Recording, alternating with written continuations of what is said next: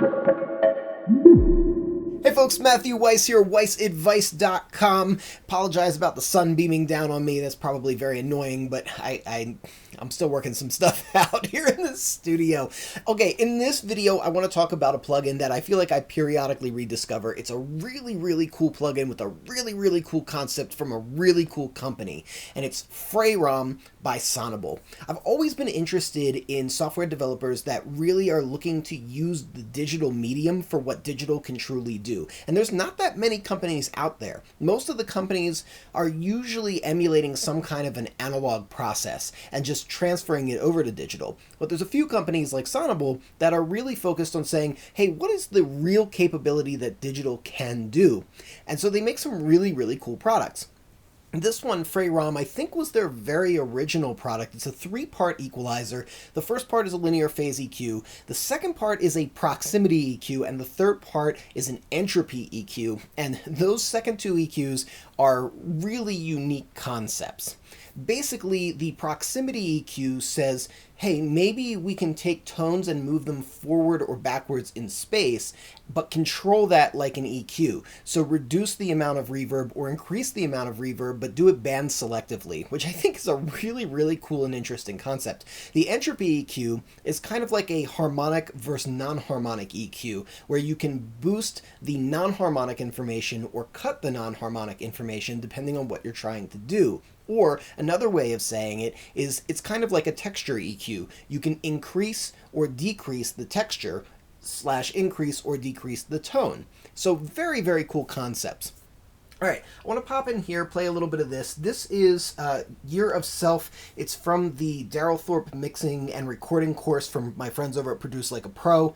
If you don't check those guys out yet, you really should. They make really incredible content and provide really great multi-tracks. This is a multi-track from one of them. And I'm just going to be looking at this lead vocal and this omnichord that's going to be bedding it right here.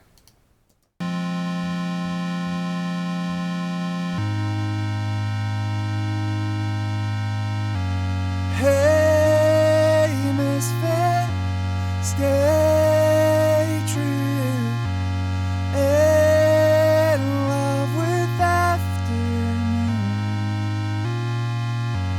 Hey, misfit, stay true.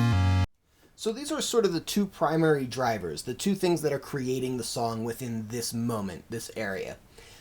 They both sound great, but right now they're both kind of living in the same space. Like if I had to put one over the other, I'd say the omnichord is maybe a hair in front of the vocal, but the vocal is really pretty tight and forward. It's in a very small reflective space, so there is a little bit of room tone in there, but not much. So they're kind of existing in the same plane.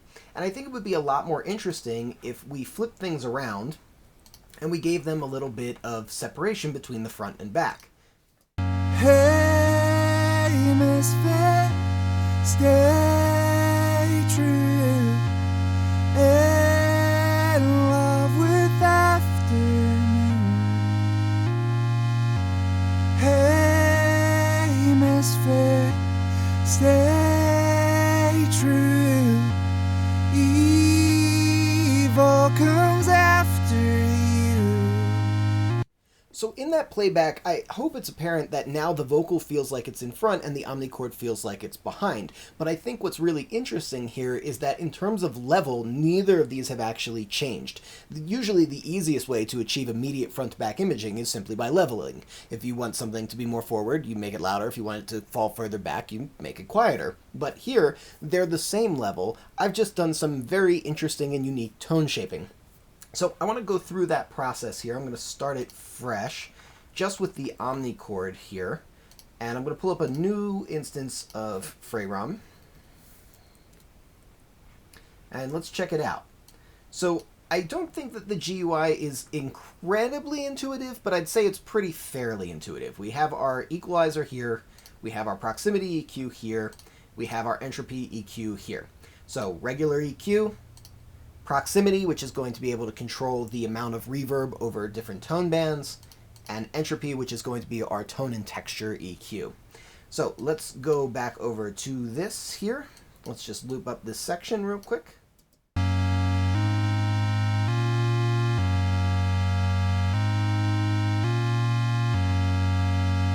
And maybe let's make this one inactive. There's a fair amount of latency here.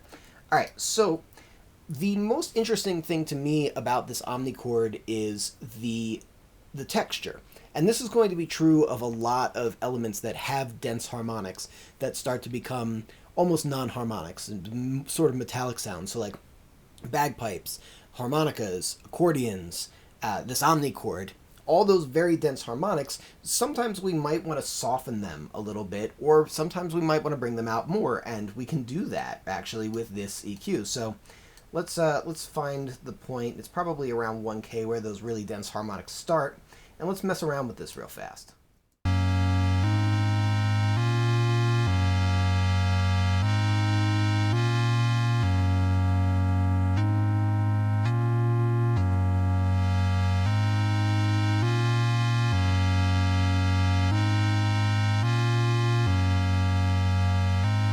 So you can hear that when I shift this band up and down, I'm changing the proportionality between tone, which would be this at the fullest, and texture, which would be this at the least. So it's a tone to texture balance.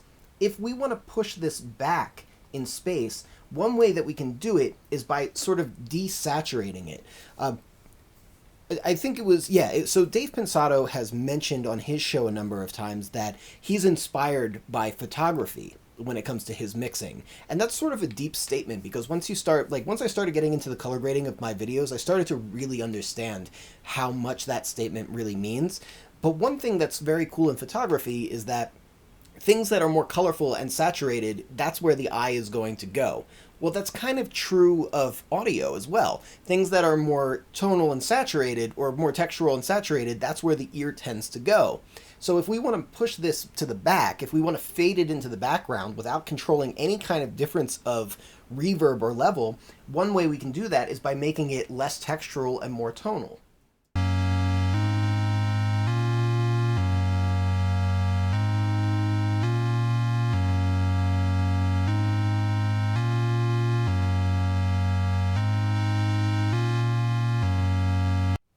This can also just be a practical application in terms of getting something that happens to have a lot of really dense overtones to just kind of chill out and soften and become a little bit more musical too. So there is something to be said for that. But okay, so if we want to push this omnichord back, one way that we can do it is, instead of just EQing out those tones, we can actually make it less saturated sounding by favoring the cleaner tones using this entropy EQ. Now, of course, the other obvious way that we can do it is simply by using this proximity control. Here, we can take those same things and we can boost them up and make it closer feeling.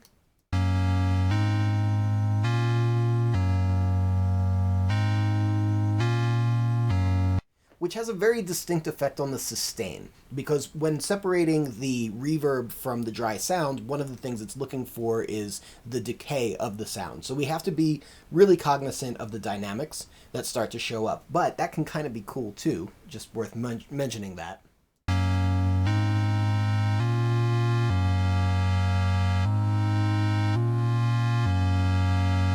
You'll notice that the transient, that initial hit, starts to disappear when we start taking this down, and it almost gets kind of like this almost EDM-ish sort of swelling kind of movement as well. But actually, the reverb that I'm really hearing on this, the things that make me feel like it could be further away, it's really happening in the lows. So I'm going to mess around with that a little bit.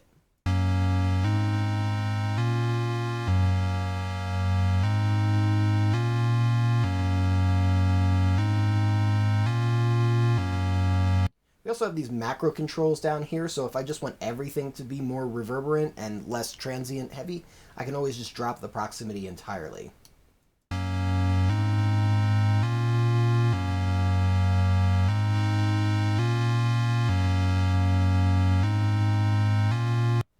And so without changing any level now, I've really made this omnichord feel like it falls to the background.